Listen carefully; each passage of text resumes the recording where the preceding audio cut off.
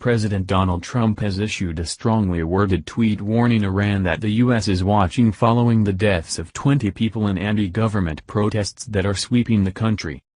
Writing on Twitter, the U.S. president also criticized the Iran deal, an agreement struck by his predecessor, Barack Obama, in which sanctions were lifted against the Islamic Republic in exchange for a guarantee not to pursue the development of a nuclear weapon. A spokesman for Iran's foreign ministry has hit back at the U.S. president, saying that Trump should focus on his own country rather than tweet about civil unrest abroad.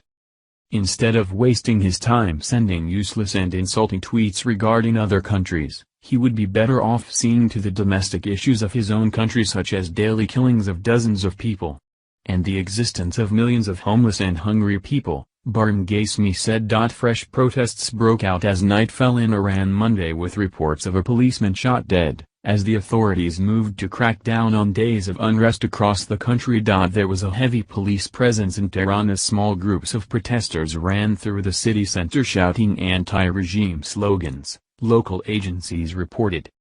Some arrests were made before calm returned to the capital, reports said.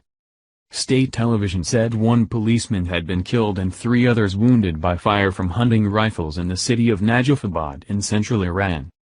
The latest demonstrations came despite President Hassan Rouhani's vow that the nation would deal with rioters and lawbreakers. Media cited Ali Shamkhani, Secretary of Iran's Supreme National Security Council, as blaming the violence on social media.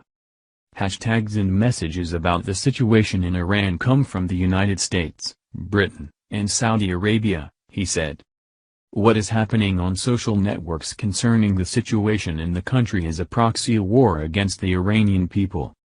U.S. President Donald Trump, who has repeatedly criticized Tehran over 4 days of demonstrations, said it was time for a change and that Iran's people were hungry for freedom. Iran's intelligence ministry released a statement saying rioters and instigators have been identified and will be dealt with seriously soon. The Revolutionary Guards published photos of 3 wanted people and called on the public to report any seditionist elements. The deadliest night yet was on Sunday, with state television reporting 6 people killed by gunfire in the western town of Tuzurkan, and a local lawmaker saying 2 people had been shot dead in the southwestern town of Is. 2 others, including a teenage boy, were run down and killed by a fire engine protesters stole in the western town of Doryud, the state broadcaster said. The total death toll linked to the protests currently stands at 13. Biggest test for regime. Rouhani tried to play down the unrest, which began in Second City Mashhad last Thursday and quickly spread across the country to become the biggest test for the regime since mass protests in 2009. This is nothing, Rouhani said in a statement on the presidency website. Our nation will deal with this minority who chants slogans against the law and people's wishes, and insult the sanctities and values of the revolution. Pro-regime rallies were held across several towns and cities. Reporting restrictions remain tight, but videos on social media showed seemingly widespread anti-government protests, with attacks on government buildings and a school for clergy in the northwestern town of Takistan on Sunday. Tehran has seen relatively small protests, but many people sympathize with economic grievances driving the unrest. Life is really difficult. The high prices really put me under pressure. My husband is a government worker but his salary is no way enough for us to make ends meet, said Farzaneh Mirzaei, 42, a mother of 2. Mr. Rouhani says it's free for people to protest but we're scared of speaking. Even now, I'm scared of talking to you, added Sarita Mohammadi, a 35-year-old teacher. The authorities have confirmed more than 400 arrests since the outbreak of the unrest, of whom around 100 have been freed.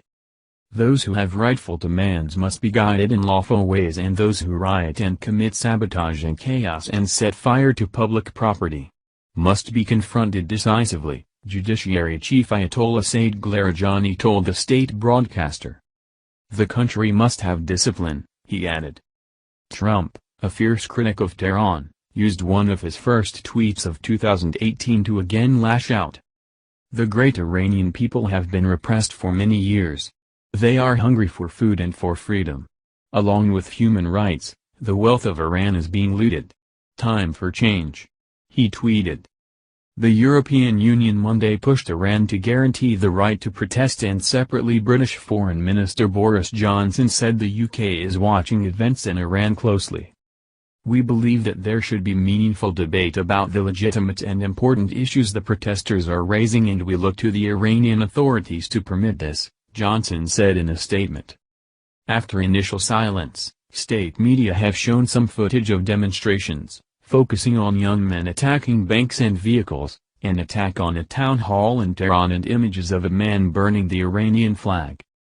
Rouhani came to power in 2013 promising to mend the economy and ease social tensions, but high living costs and a 12% unemployment rate have left many feeling that progress is too slow.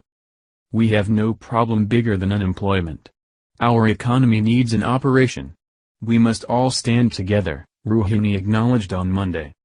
In 2009, authorities ruthlessly put down protests which followed a disputed presidential election that gave hardliner Mahmoud Ahmadinejad a second term.